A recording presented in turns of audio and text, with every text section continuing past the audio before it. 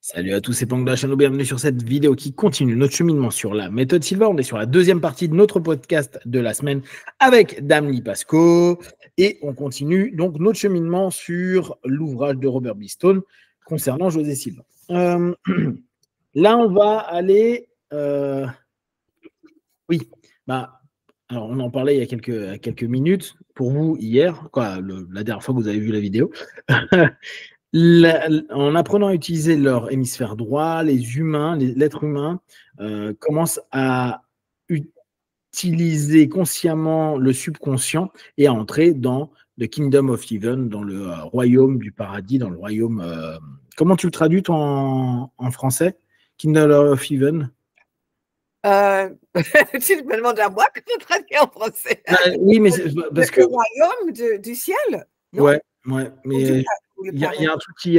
C'est pas un mot qu'on utilise en France, ça viendra, ça me reviendra. Je sais que j'avais trouvé une autre traduction. Mais en gros. On parle du royaume en français. On parle du royaume divin en français. Des cieux. On parle, ouais, c'est encore, non, pas des masses. Oh, ok. C'est pas un mot qu'on. Oh, ok. C'est pas un mot qu'on exploite beaucoup. Mais bon, globalement, vous comprenez, hein, c'est là-haut. Il faut voir comment on l'a traduit dans le Nouveau Testament. C'est ça, ouais, c'est exactement ça. Alors, c'était quoi ça? Continued. Ok. Ah oui, ça c'était très drôle. Alors ça, on en avait déjà parlé, mais je trouve que le rappel est intéressant. Quand José est allé à Porto Rico en 72, il a fait donc un speech, une lecture, et il était dans un truc très très catholique, et il a parlé du Christ, etc. Puis il dit, en gros, il comparait les diplômés Silva à des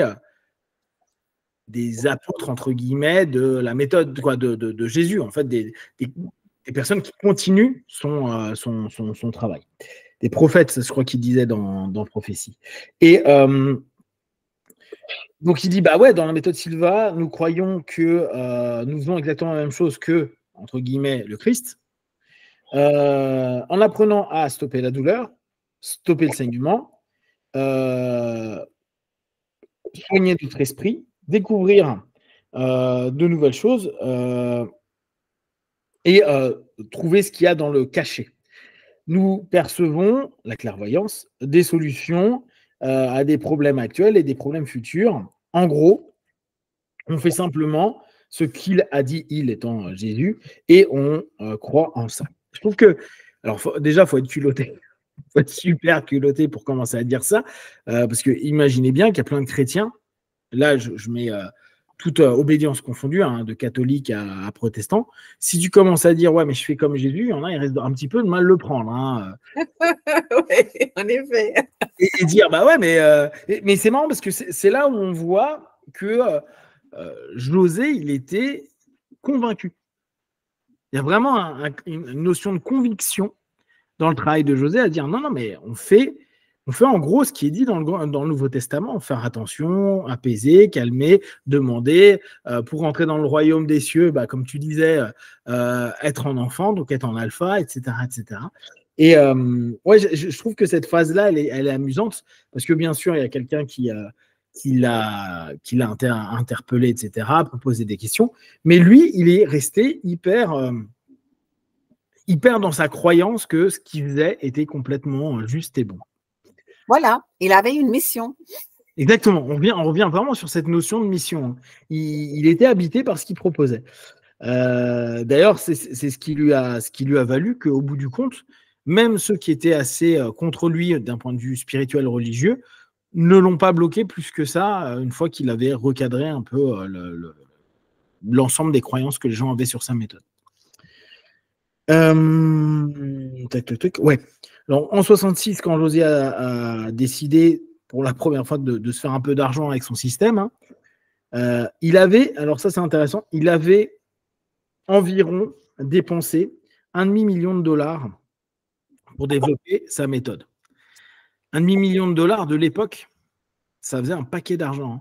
entre les voyages, les formations, les tests, l'ensemble des éléments. Hein. Bien sûr, c'est pas juste, il a développé les études, les lectures, les formations qu'il a fait. N'oubliez pas, il allait se former beaucoup, il allait apprendre un peu partout, il voyageait pas mal. Il a vu et rencontré des guérisseurs un peu partout. Il a voyagé, bien sûr, au Mexique, mais un petit peu partout en Amérique latine. Bref, il a investi beaucoup, beaucoup d'argent.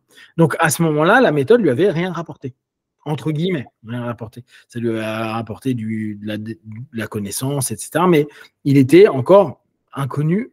Et donc, il s'est dit, bon, bah allez, on va commencer à faire un peu de business parce que sinon, on ne va pas y arriver. Hein. Et alors là, tu vois, il y a un élément. Il dit « He had reduced the training time to about 38 hours ». Donc, il a réduit l'entraînement à environ 38 heures. Now, il a ajouté 10 heures. Alors, safety factor, qu'est-ce que ça veut dire de sécurité c'est page 75. 75, tu vas voir. Donc, tu vas voir un chapitre qui commence by 1966 et après, tu as un chapitre qui commence par He had reduced the training time to about 38 hours. Ah, attends, en haut ou en bas? C'est vers le bas. Ah, vers le bas? Ah oui, 38 heures. Ouais. Donc, 38 heures. Oui. Now, il a ajouté 10 heures. Safety factor, oui, comme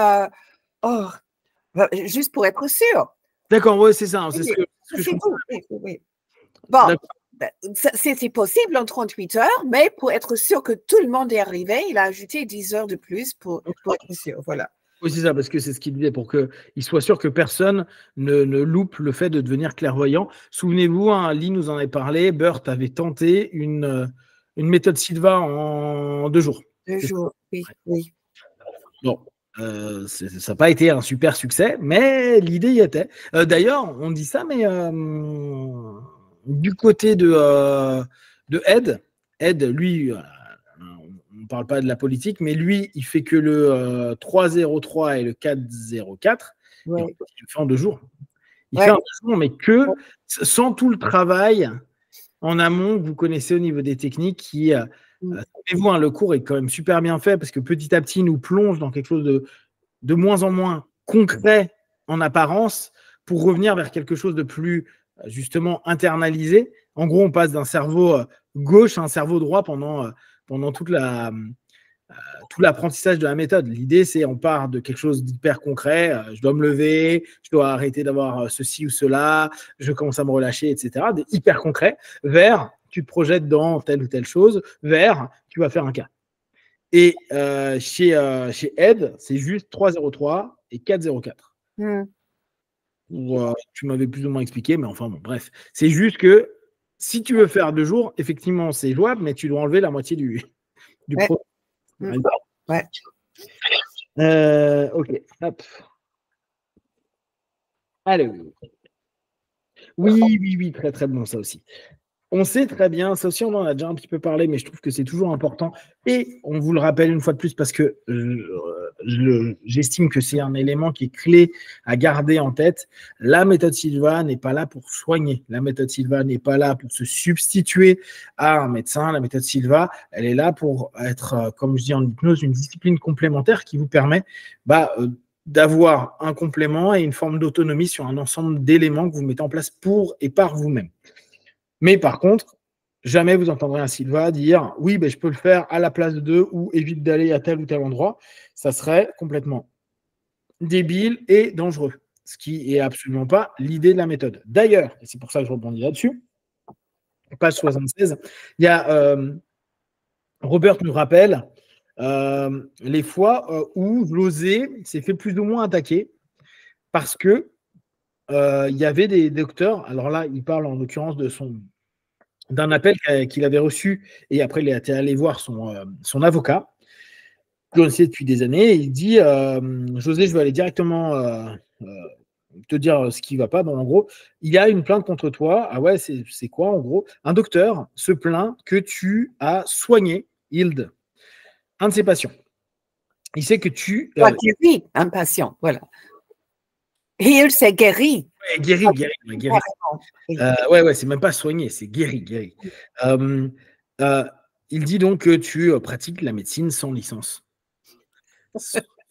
Donc, vous imaginez, à l'époque, c'était déjà le problème. Ouais.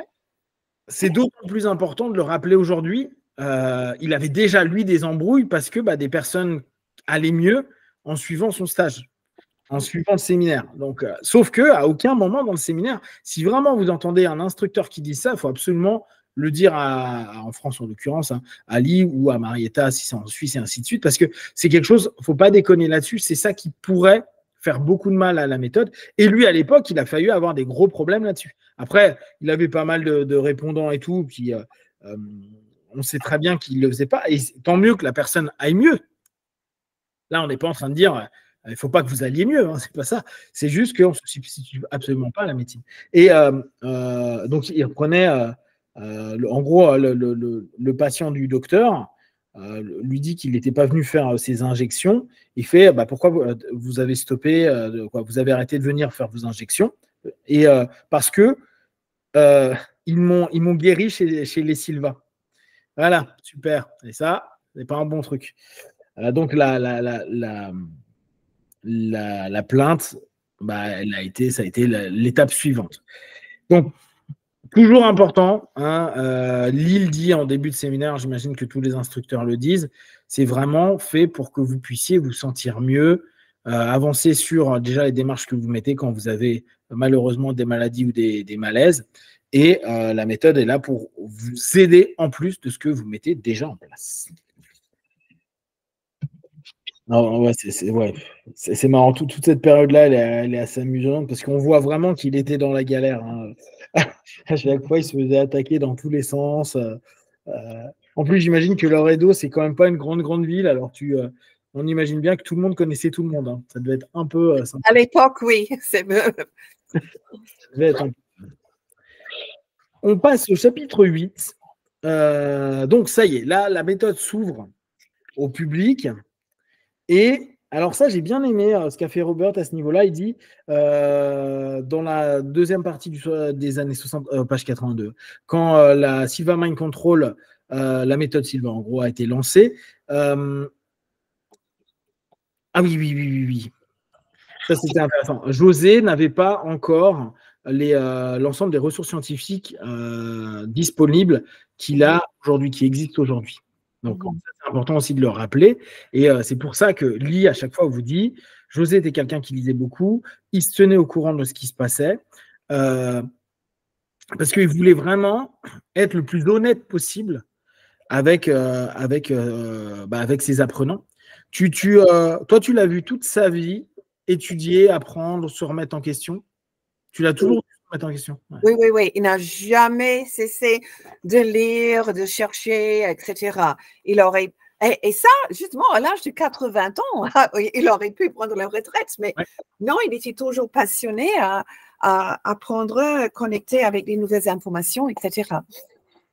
Est-ce que tu l'as vu sur certains aspects changer son discours parce qu'il y avait une information scientifique qui était sortie? On sait qu'il l'avait fait avec les hémisphères quand c'est sorti. Il a commencé. Oui, parce qu'en 66, évidemment, c'est pas connu.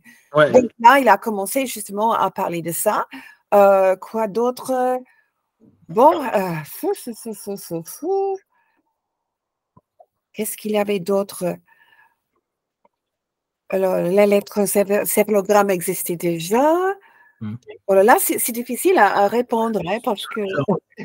Non, mais c'est parce que je trouve que c'est intéressant et c'est toujours ce qui est difficile quand tu crées quelque chose. Surtout lui, passionné comme il était, de dire tiens, à n'importe quel moment, il peut y avoir quelque chose qui contredit un peu ce qui a été dit par le passé. Je reprends un exemple simple, j'en avais déjà parlé, mais c'était en PNL. Tu sais que le boulot qu'avait fait, donc c'est Bender Grinder et un autre, j'ai honte, j'ai oublié son nom, qui ont développé donc la méthode, et ça s'est beaucoup basé sur un travail de linguistique qu'avait fait Grinder. Okay. Mhm. Le truc, c'est que Grinder s'est basé sur un ensemble d'éléments qui étaient liés à un boulot de Noam Chomsky. Noam Chomsky, grand linguistique américain et grand penseur, un des plus grands penseurs de gauche américaine, qui est monstrueux dans tout ce qu'il a écrit. Il est très politisé, mais derrière, il a vraiment une réflexion qui est intéressante. Et Chomsky s'est toujours mis en question, pareil, c'était un linguiste qui se mettait beaucoup en question. Et des éléments sur lesquels se sont basées les premières intentions de la PNL ont été remises en question 10 ans plus tard par Noam Chomsky. Mhm. Il a commencé à dire l'inverse de ce qu'il avait dit 10 ans avant. Il a dit « Ah, ben non, en fait, je me suis trompé. » Parce que la PNL s'est formée sur certaines logiques en linguistique de Chomsky, notamment sur les métamodèles, toute la partie métamodèle. Sauf que les gars de la PNL, eux, ça marchait, ça fonctionnait, et c'est là où il y a quelque chose toujours d'étonnant. Les gens étaient satisfaits, il y avait un bon retour, ils se faisaient de l'argent, hein, donc tout le monde était content. Mais factuellement, tu vois, moi je lis tout un bouquin d'un Polonais. Attends, il est où? Celui-là.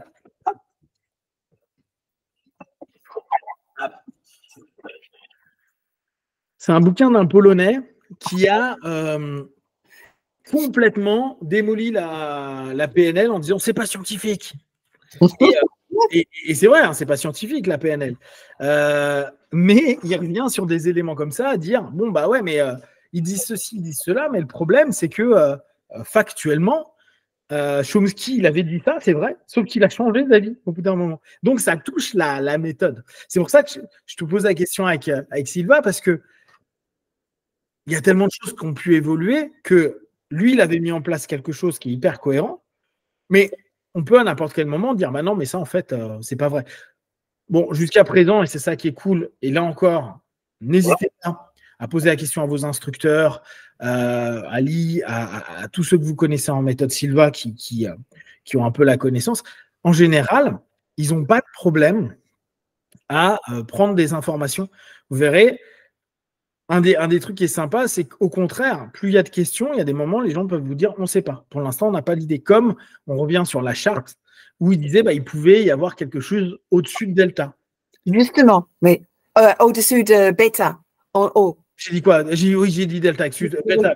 Plus rapide que bêta. Tout à fait, oui. Gamma, en l'occurrence. Mais oui, c'est un très bon exemple pour montrer que voilà ce qu'on sait pour le moment, mais il y a peut-être d'autres choses de plus. Exactement. Et justement, les ondes gamma étaient découvertes après la mort de José. Tout à fait. C'est pour ça. Là, c'est un élément qui est toujours important à prendre en compte. Il y a toujours un questionnement dans la méthode. Aujourd'hui, et c'est comme en PNL, on pourrait nous dire ouais, mais tout ça, c'est faux. Ok. On peut comprendre très bien, c'est faux. Chomsky a remis en question la linguistique. Bon, il a raison, Chomsky, c'est quand même un peu le monstre sacré de ça, donc on se tait. Néanmoins, quand tu fais un métamodèle à quelqu'un en PNL, genre savoir est-ce que tu fais une omission, une généralisation, une distorsion, tu recadres du questionnement dessus, et thérapeutiquement parlant, ça marche. Pourtant, dans les faits, aujourd'hui, on va dire c'est pas vrai. C'est très compliqué, hein, très compliqué. Et bon, là encore, il ne faut pas que la science ou les études deviennent du scientisme, c'est-à-dire une religion, mais une manière de réfléchir et un aspect du facteur critique, pourtant l'hypnotiste, on va dire de la critique qui doit permettre d'avoir une manière de réfléchir et pas simplement une résultante des choses, sachant que la résultante, avec la connaissance, peut changer. Donc, on est dans les années 60, et j'ai trouvé que c'était très bien ce qu'il a fait. Donc, ce que je disais, il disait, ouais, il n'y avait pas de projet sur différentes choses en fait en psycho de façon générale, sur comment améliorer des éléments de la vie. Il n'y avait pas de conférence sur les effets des émotions sur le cerveau, sur les comportements. Il n'y avait pas d'études scientifiques sur des phénomènes comme le remote viewing. Il y avait très peu de choses sur les dangers du stress et le succès du management du stress. Le biofeedback était à ses débuts. Il y avait très peu de boulot sur les placebos. Il y avait Ouais, bah, pas grand-chose sur tout ce qui était imagerie guidée. Finalement, bon, ouais, hop. Et au niveau des programmes, la programmation, c'était que de l'hypnose, ce qui est génial. Et l'auto-hypnose, je ne peux pas entendre que c'est que de l'hypnose. Et les deux étaient controversés et non scientifiques. C'est vrai qu'à cette époque-là, l'hypnose n'était pas forcément considérée comme scientifique, mais c'était déjà enseigné à la fac. Donc, imaginez, c'est dur aujourd'hui d'y penser parce qu'aujourd'hui, on est saturé de méthodes. On est saturé, tout le monde invente tout. Tout le monde reprend tout, en fait. On est juste en train de reprendre quelque chose et de lui mettre un nouveau package. C'est dur de se dire qu'à l'époque, c'était vierge. Enfin, vierge, il y avait peu de trucs. Je pense que des gens qui parlaient un peu dev perso, il y aurait pu avoir Dale Kinergy à l'époque qui commence à faire des amis de Kinergy. Il y avait peut-être Napoléon Hill qui était assez connu. Il y avait un internaute régulièrement me remet son nom. La dernière fois, j'ai lu des bouquins qui ressemblent beaucoup à ce que disait déjà José à l'époque. J'ai plus son nom en tête. Mais oui, il y avait quelques gars qui le faisaient, mais c'était pas aussi populaire. Déjà, il n'y avait pas Internet, donc l'accès à l'information, une fois de plus, était difficile. Et donc, imaginez José qui arrive en train de se dire, allez, on est parti, on va aller dans une phase, sans rentrer dans du mysticisme, qui va tendre à montrer concrètement que ça fonctionne. Et donc, en 4 jours, proposer à des gens potentiellement à être clairvoyants. Alors, 4 jours ou 8 soirées ou plusieurs mois, vous verrez, au départ, ce n'était pas forcément 4 jours de suite. Il pouvait y avoir. C'est vraiment à l'époque, il y avait ce truc que les Hellman faisaient aussi et que quasiment tous les enseignants faisaient, c'est qu'ils faisaient des tours. Donc, en fait, pour revenir à la ville initiale, ils pouvaient passer 2 semaines, 3 semaines et revenir une fois par mois pour donner cours, parce qu'ils donnaient tous les jours ou tous les 3 jours des cours quelque part. Là, ça, je trouve que c'est vraiment intéressant. Donc, il continue à expliquer que José allait un petit peu partout où il pouvait. Il était vraiment décidé à trouver de l'information et il a étudié avec des personnes qui travaillaient avec des cartes, les feuilles de thé, les pendules, l'écriture automatique, les projections astrales, les lectures d'aura, le Ouija, etc. Chose que, souvenez-vous, Lee a fait pendant le séminaire Ultimate. Le fameux ah oui, tu te rappelles. C'est le seul moment justement où il a parlé de ces choses un peu bizarres, si tu veux. On a appris comment regarder un aura, on a pratiqué avec le pendule, avec les baguettes. Moi, j'ai toujours justement mon pendule et mes baguettes que j'ai reçues pendant le Ultimate. C'est drôle, hein, parce que voilà, c'est vraiment. Parce qu'on ne trouve nulle part ailleurs dans les cours pour le public. C'était vraiment spécialisé. Et en plus, si tu regardes, on commence en avoir fait un paquet de résumés de livres autour de José Silva. José, il n'en parle jamais. Là, c'est un bouquin de Robert. C'est Robert qui parle. Oui. Mais José, lui, jamais il en parle. Donc, on apprend ça par. Imagine quelqu'un qui ne connaît pas du tout et qui n'a pas eu la chance comme toi de rencontrer José, donc avoir des anecdotes et tout ça. Si moi, je lisais que ça, je me dis, ah, ok, donc il a étudié ça. Donc, ça explique pourquoi en Ultimate, il y en avait. C'est qu'il a étudié, il a voulu comprendre. Et là, je trouve que ce qui est génial, ce que Robert dit est super intéressant. Il a trouvé que les boules de cristal, ceux qui utilisent les boules de cristal, les personnes qui lisent dans le thé et ceux qui disent la fortune, le futur dans les cartes, utiliser tous ces objets comme un point de focalisation pour, en gros, se défocaliser et permettre d'entrer dans une autre dimension de pensée. Pour les hypnotistes, ça vous rappelle quoi? C'est l'ensemble des éléments qu'on utilise sont des objets permettant l'induction, processus inductif, pour aller en transe. Communication entre le conscient et le subconscient, diminuant facteur jugement. C'est exactement cette notion-là. Ce qui est génial, c'est que il l'a compris assez vite, donc il sait très bien que oui, tu peux tout utiliser à partir du moment où tu maîtrises ton niveau alpha. Pour un hypnotiste, à partir du moment où tu maîtrises ta transe et que tu comprends ta transe, tu peux avoir cette notion-là. Je l'avais dit, je vous l'avais déjà partagé, mais moi, pendant un moment, je faisais énormément de voyance. J'avais des cartes, et au départ, j'avais commencé avec les cartes, puis après, j'ai arrêté les cartes, j'ai commencé à le faire avec je ne sais plus quoi, des pierres ou des trucs comme ça. Je pense que je m'étais acheté une petite boule. Et puis, après, je l'ai fait avec du café. Et après, je me suis amusé à le faire avec un verre d'eau et après avec plus rien. Parce que, en fait, j'avais toujours les mêmes routines. Je rentrais en transe, je savais comment je rentrais en transe. Je n'appelais pas ça forcément rentrer en transe. C'était me connecter, c'était m'ouvrir, qu'importe le mot que j'allais faire. Induction. Et après, je laissais aller l'ensemble des intuitions, pensées subjectives, et je donnais mon retour. Je le faisais sur Internet, je le faisais sur des forums, des groupes. Et j'écrivais, et les gens me confirmaient, m'infirmaient. Alors, on sait très bien, il y a le biais il y a des biais de rationalisation, il y a plein d'éléments qui fait que les personnes veulent confirmer les biais de confirmation, notamment qu'on ne dit pas de bêtises, mais c'était assez intéressant de voir le processus au départ, je lisais ce qu'une carte signifiait pour que 2-3 ans plus tard, je ne prenne même pas attention à la moindre carte. C'est-à-dire qu'avant, j'achetais des jeux, des tarots qui avaient bien sûr, le créateur avait une idée derrière les arcanes, et puis au bout d'un moment, tu t'en fiches complètement. C'est intéressant, José, c'est exactement ça qu'il a compris, vu et capté. Et donc, dès lors, c'est toujours la même chose. C'est pour rentrer dans une autre dimension de pensée, etc. etc.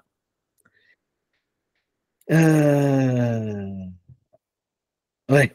En explorant dans toutes ces choses-là, il y va, il dit. Oui, alors oui, c'est intéressant ce qu'il avait fait là. En fait, à un moment donné, José a voulu à nouveau quelque chose de concret. Alors là encore, on est toujours dans le super côté pragmatique de José. Il allait voir des personnes qui pouvaient prédire l'avenir ou qui avaient des dons, et il leur faisait faire un test par rapport à des personnes, et il faisait faire le même test aux clairvoyants qu'il était en train de former, pour voir s'ils avaient les mêmes résultats. Et si les processus, qui étaient un peu différents, amenaient aux mêmes choses. C'est toi qui me disais qu'il vous avait même demandé pendant une des conventions d'aider quelqu'un à retrouver, ou la police, ou je ne sais plus quoi, à retrouver quelqu'un qui avait demandé au groupe, non? Oui, en fait, c'est Laura qui nous a demandé. On a demandé à plusieurs, justement, pour comparer les résultats pour une personne disparue. C'est ça, je me souviens de ça, ouais. Donc, c'est intéressant parce qu'au moins, on est constamment, José, avec cette idée-là de dire, attends, on a un point concret, on a un point de référence, on le connaît, on sait ce qu'il y a dans le réel. Je vais faire travailler mes gars, mes élèves, et je vais faire travailler ces professionnels, et on voit si ça match, si quelqu'un a raison ou a tort. En plus, on a déjà la réalité. Il est malade de telle ou telle chose, ça, on le sait. Mais par contre, les apprenants ou les personnes qui sont payées pour faire ça, ils ne savent pas ce qui se passe. Donc, il a trouvé que ces clairvoyants de 4 jours faisaient aussi bien que des gens qui faisaient ça depuis très longtemps, parce que il a compris comment leur enseigner ça. Hein. Et alors, ce que j'aime bien, oui, il dit, en gros, c'était à peu près pareil, sauf qu'il a réalisé que beaucoup de clairvoyants spiritualistes utilisaient des grognements et des tremblements. Et donc, le médium lui explique que c'est ce qui, pour lui, représentait l'entrée d'un esprit en lui qui lui permettait, en fait, de comprendre, de scanner, de voir, etc. etc. Et ce que j'aime bien, et c'est là encore où tu vois le côté très ouvert de José, donc il dit que ce n'était pas nécessaire pour la méthode Silva, mais si ça peut aider l'humanité à résoudre des problèmes, faites ce que vous voulez. Si quelqu'un, pendant la méthode Silva, quand vous faites un cas ou qu'importe, a envie de faire des tremblements et grogner, vous pouvez le faire. Hein. Souvenez-vous, c'est ce qu'on disait avec Lee, vous pouvez imaginer que c'est en face de vous, tirer, voir, palper, ressentir, percevoir, sentir. On s'en fiche. L'important, c'est tant que ça apporte du résultat et que ça peut aider quelqu'un, faites-le. Et ça, je trouve que on voit bien l'état d'esprit à se dire, ouais, je ne l'ai pas mis dans la méthode parce que nos apprenants, sans le faire, ça fonctionne. Par contre, si tu as besoin de le faire, fais-le. Ouais, justement. Ça, c'est très, très sympa. Voilà, on va s'arrêter là. On a encore d'autres choses à voir, mais pour l'instant, on va s'arrêter là pour aujourd'hui. Est-ce que tu as des choses à rajouter par rapport à ce qu'on a vu, lu aujourd'hui? Je voulais juste revenir un peu sur cette idée que, en fait, à l'époque, la méthode était très nouvelle. Ouais. Parce que c'est vrai qu'aujourd'hui, comme tu dis, on est saturé.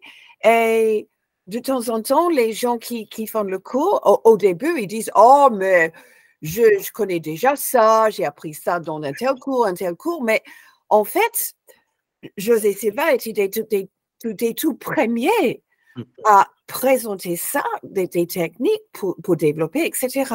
Et je voulais juste dire que, il y a quelques années maintenant, mais la magazine Psychologie a fait un article sur les pionniers de développement personnel et ils ont focalisé sur 4 personnes. Et José Silva était un des pionniers. Parce Ah que ouais? à l'époque, justement, ah oui, effectivement. Il faut que je trouve cet article pour te montrer. Ah ouais, ouais. Avec Napoleon Hill et je ne sais plus qui d'autre. Je l'ai quelque part dans les sacs que j'ai récupérés de la France. Mais, et ça, justement, j'étais très contente qu'il ait été reconnu quand même comme ça. Parce que beaucoup de gens qui disent « Ah, je connais déjà tout ça », ils connaissent parce qu'un cours ou un livre qu'ils ont suivi était basé sur quelqu'un qui a suivi la méthode Silva, qui était inspiré, etc. Donc, il y a beaucoup de cours qui ont développé à partir de la méthode Silva. Ah, c'est sympa ça, ouais. D'accord, je vais essayer de retrouver aussi l'article. Je ne sais pas si je pourrais le retrouver. Bon, je vais un peu rechercher tout ça. Il y a plusieurs années maintenant, mais je l'ai justement dans un sac quelque part. Génial. Ok. Bon, bah top. Ouais, effectivement, je trouve que c'est vraiment quelque chose, quoi. C'est quelqu'un qui a vraiment initié quelque chose. Aujourd'hui, oui, effectivement, beaucoup de personnes vont dire, mais ça, je connais, j'ai déjà entendu, je connais. On a tout disponible sur Internet. Donc, effectivement, si tu cherches un petit peu, tu auras des centaines de techniques possibles. Là, le côté fort, je trouve, de Silva, c'est la structure. Comment il a créé la structure absolument. d'apprentissage. Il y a un côté pour qu'on n'ait aucun besoin de croyances spirituelles dans un certain système. C'était vraiment pragmatique. Ouais, Là, moi, je l'admire beaucoup pour cela. Oui. En ça, ça a été vraiment hyper novateur et justement, ça ne te fait pas rentrer dans un dogme. Tu testes, tu vois, c'est OK, c'est pas OK, et tu t'exerces et tu vois ce que ça donne comme résultat. Yes, voilà pour aujourd'hui. Comme sur l'autre partie, si vous avez des questions, des remarques, vous les partagez, vous envoyez un commentaire et on y répondra avec Lille le plus rapidement possible. Comme d'habitude, de tout ce qu'on propose, ne prenez que ce qui est bon et juste pour vous. Testez, observez, analysez et concluez. Merci Lille et à la semaine prochaine. Salut. À la semaine prochaine. Au revoir.